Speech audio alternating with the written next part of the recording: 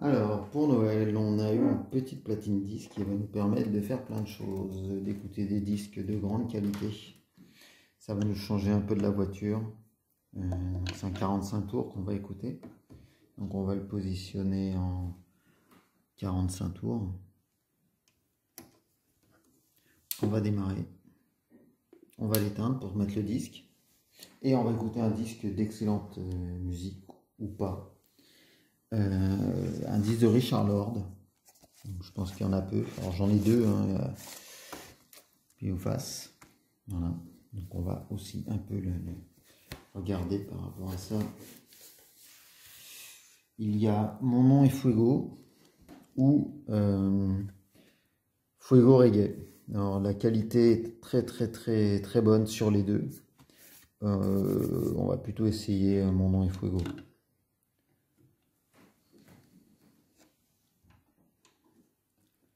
Hop.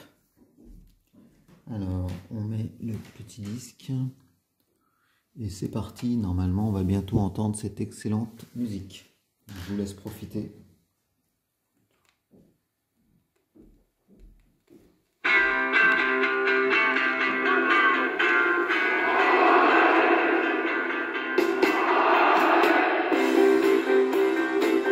Ah ouais, non, ça balance. Hein.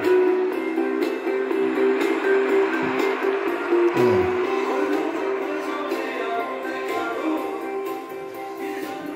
On va regarder aussi un petit dépliant Fuego qui était plutôt sympa pour l'époque.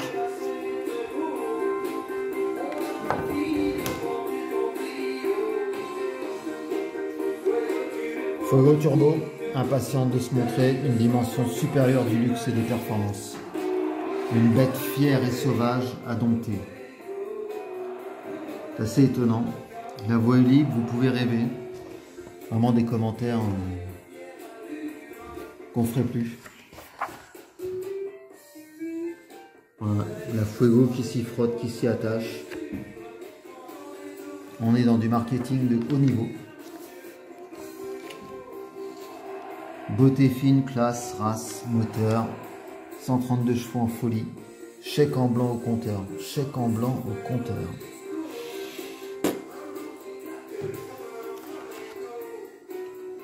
Sa petite chaîne IFI, on peut constater.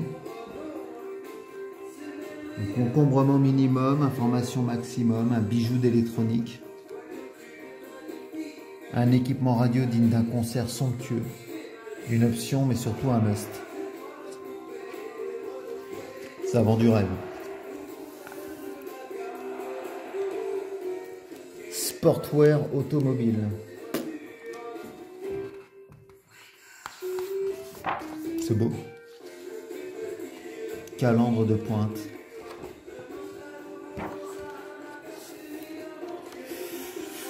Très chic, très relax.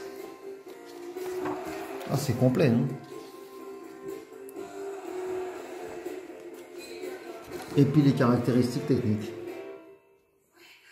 de toutes les versions.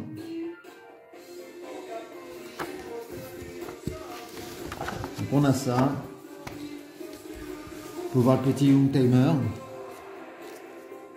Oui, c'est moi dans la voiture.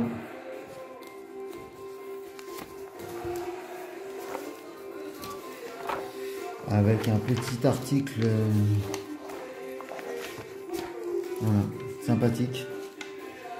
Avec un comparatif avec la Porsche 924. On s'en fiche, c'est une Porsche. On a une vraie voiture. Non, je plaisante.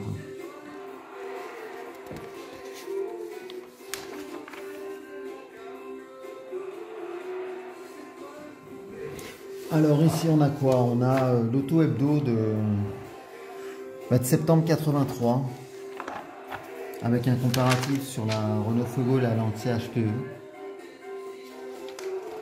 C'est toujours marrant à lire les anciens commentaires. Alors on va mettre l'autre face du disque. C'est pire que celle-ci. Hein. Donc là on est dans du... Je préfère rien dire même d'ailleurs. Dans la catastrophe complète. C'est parti, Reggae Fuego. de Richard Lord, inoubliable, qu'il vaut mieux oublier. Alors des commentaires comme on n'en fait plus hein, dans les nouveaux. Donc sur la Fuego, il nous dit, le petit journaliste, que le simple choix des couleurs proposées à sa naissance, d'immonde, métallisée, criarde et dégoulinante, a suffi à la cataloguer dans une catégorie que chacun établira à sa guise encore aujourd'hui.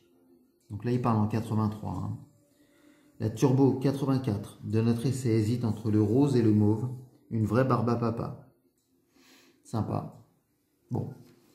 On comprend mieux pourquoi l'image de la Fuego était négative. Hein, quand des journalistes commencent par parler de couleurs dégoulinantes et criardes, bah forcément, ça ne fait pas très envie. Voilà. Donc, en fait, il précise aussi que nos constructeurs n'oublient pas que d'autres, moins sensibles à la personnalité de leurs autos, donc qui auraient des couleurs criardes et dégoulinantes, ont choisi d'acheter allemand parce que lassés d'aller trop souvent au garage pour faire réparer leur française. Donc c'est marqué clairement, alors qu'aujourd'hui hein, tout le monde dit que les Renault d'avant étaient fiables et que c'est maintenant qu'elles sont plus fiables, on voit que déjà en 83, les journalistes français écrivaient que Renault c'était pas fiable.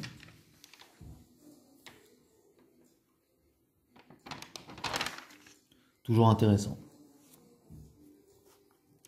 Un chouette comparatif d'une voiture qui décrit pendant tout le long et qui au final est celle qu'il préfère. Bon.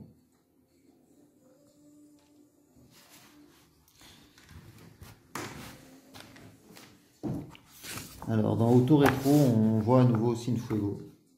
Là, tiens, ça doit être la mienne. Et puis on en profite pour avoir quelques petites miniatures. Comme cette Fuego de 82, alors c'est une GTX avec ses roues, et puis j'ai aussi une Joustra, mais j'ai perdu pour le coup la télécommande. Bon, on va finir par écouter un peu plus en détail ce Fuego Turbo, je pense que ça a aidé aussi pour l'image. C'est vraiment le disque qui donne une image de voiture de victoire en fait.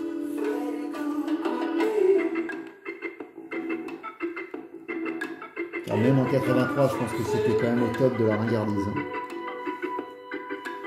Voilà. Bonne journée.